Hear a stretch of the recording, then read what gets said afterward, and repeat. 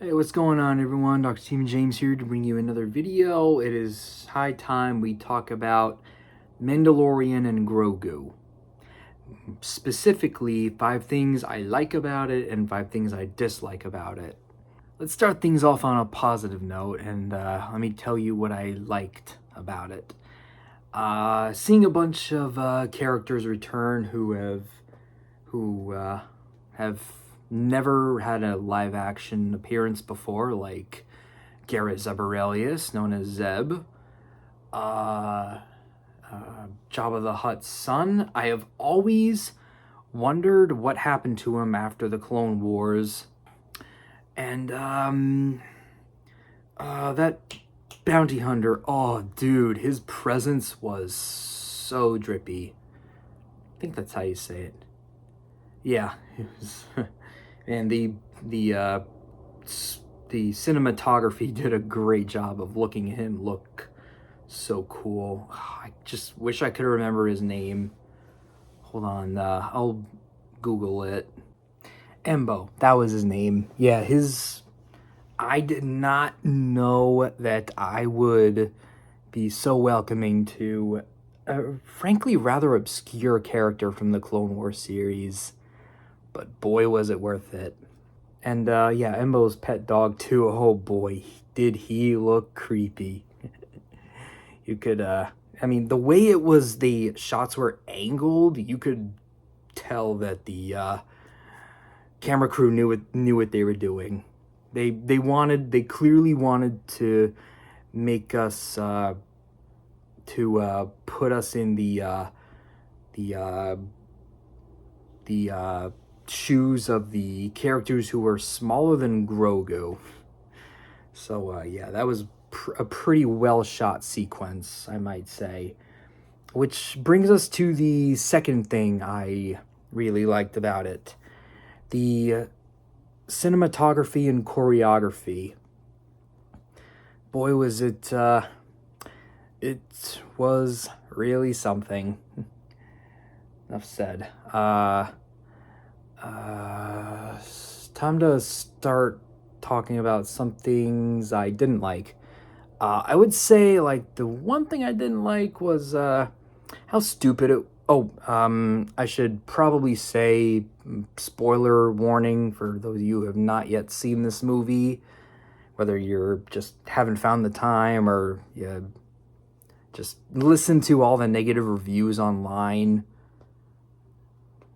Or you're just waiting for it to come on Disney Plus. Honestly, reasonable assumptions. I had pretty low expectations coming into this movie because, but yeah, well, enough of that.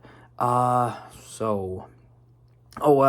Anyway, I thought it was kind of brain dead of Mando to try to shoot the Imperial elite commander or whatever he was from a ATST walker that he knew was about to blow up when he could easily use a jetpack.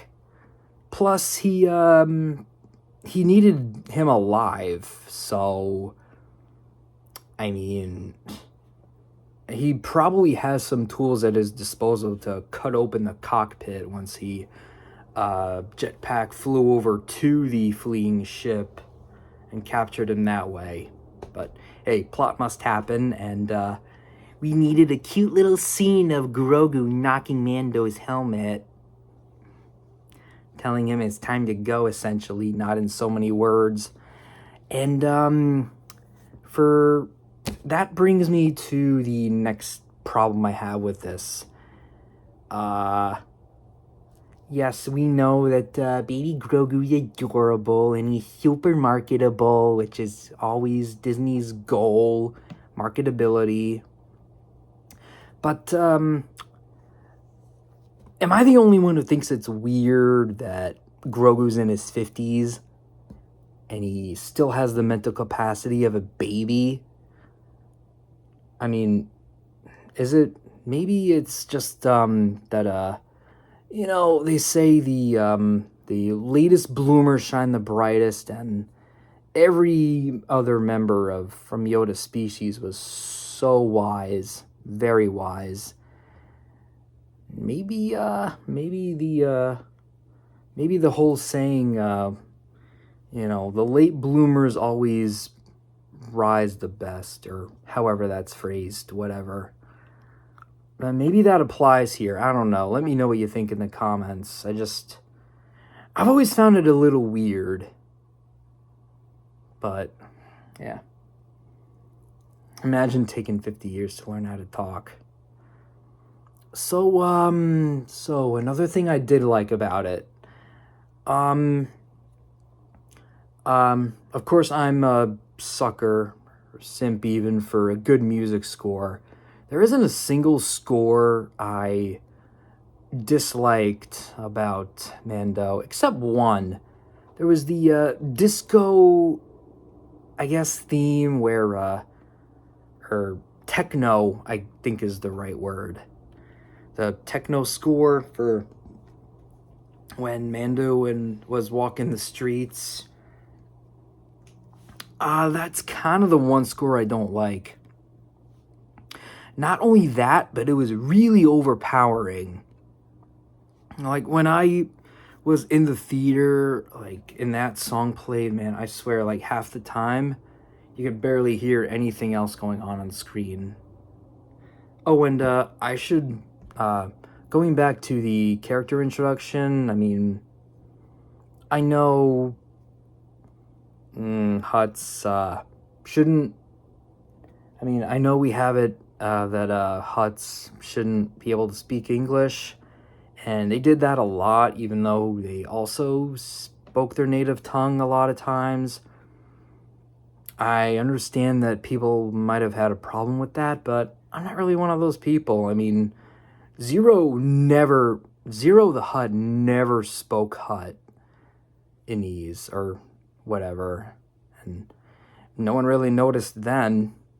So, yeah, I don't know. I feel like the reasons people dislike this movie is not really what I dislike about it. One complaint I've heard is that it didn't really have any bearing on the story as a whole, which, I'm sorry, but that's kind of a silly argument, to say the least, because, I mean, it was telling stories about specific characters, like the, sure, like, they could have added an Ahsoka cameo, teased Ahsoka Season 2, but this movie isn't about them. Another complaint I've heard people had is that it's just 4 Mandalorian episodes taped together. And while there is definitely some validity to that, you also have to realize you could probably pretty much say that about any Star Wars movie, or movie in general in existence. I mean, sure, I realized, like, the structure of a show was there, but it, when you don't pay that much attention to it, it's pretty enjoyable. Also, I thought the not-so-surprise reveal to the rebellion that the Hutt siblings were just using the New Republic was just such a dumb thing to think. Like, why would you ever trust a Hutt? You're already aware of their reputation. But whatever. when you hear, like, brain dead thinking like that, the First Order kind of makes sense to you in that way. Like, is this New Republic even dumber than the old one? It's like, whatever. But yeah, that's another thing I really enjoyed about this movie. I honestly thought the death scene for the Hutt twins, that was honestly probably the most satisfying villain death I've ever seen in Star Wars, honestly. It also had some funny scenes, like the street vendor guy, the Mando was getting info from. At first, he declined a bribe, saying he didn't want to get involved with the Hutts. But then when he revealed who it was, he was just like, yeah, everyone knows about him. He's a fighter. And but then when he returns to that same guy asking about the crime lord with the real power, he just instantly closes the door. He's like, see ya. I get the Disney hate, I do, but at least Kathleen Kennedy wasn't a writer. She was on the production team, but she didn't write the thing. And that is why it was better than most of the stuff they put out lately. Honestly, I had this video idea, like, I don't want to seem like I'm glazing this movie, but honestly, originally I was going to do 7 things I hate and 7 things I like. To be honest with you, I can't even think of 7 things I hate. I mean, honestly, I'm having a tough time thinking of 5 things. I mean, I did mention a few things, but most of them are kind of nitpicks. So I'm probably going to end up retitling this video.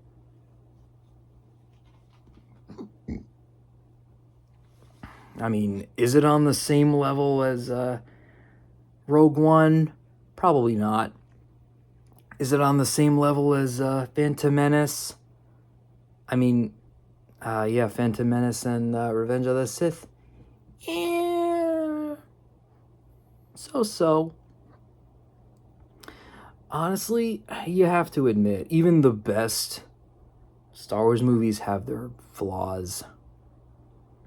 Honestly, when I was younger, I always thought A New Hope was my least favorite because it didn't have that much action, but I'm glad and by action I mean lightsaber duels, because, yeah, those are always the best when you're a 10-year-old. But honestly, I'm glad I'm old enough to appreciate it now. But yeah, anyway, like, saying Mandalorian and Grogu doesn't have any bearing on the overall story, like it doesn't have any big reveals, I kind of feel like that's not a good argument. It doesn't need to. And besides, with how flawed the writing has been, do you really want them touching something very significant? Have them ruining it? You could say they played it safe. You could say it was filler. You could say it was just 4 episodes taped into a movie like everyone else, but honestly, I think it was an okay movie, like a 6.8 out of 10, or between a 6.8 to a 7 out of 10. That's honestly, this was more of a review than me checking off things I like and dislike. But you know what? Sometimes when you start the camera, you just say what's on your mind, and that's what I did. So you can't really see from this angle, but I made sure I was still repping my Star Wars shirt for this video. I just got back from a shift at Wendy's, so yeah, it's like after 2 o'clock in the morning, so yeah, I decided to stay up for you guys and give my final thoughts while I was in the appropriate attire. If I come up with anything else to say, I'll do an audio overlay. But yeah, as always, it's Dr. Stephen James saying peace. Later, guys. Be sure to like and subscribe for more content. Trust me, you're not gonna want to miss it. Yeah, I mean, I went to the Dream Lounge It was like a Dream Lounge theater. It's like automatic reclining chairs. Unfortunately, when they recline, they make noise. I didn't really notice it when I did it, but when people behind me did it, yeah, it was a little disruptive. But luckily some of the patrons were clever enough to recline them at the right time, like when there's a scene of a speeder bike that basically makes the same high-pitched engine sounds that the recliners make, or or doing it while no one can really understand what anyone's saying anyway. Just read subtitles. Also, by the way, be sure to check out my socials that I'll leave in the description as well.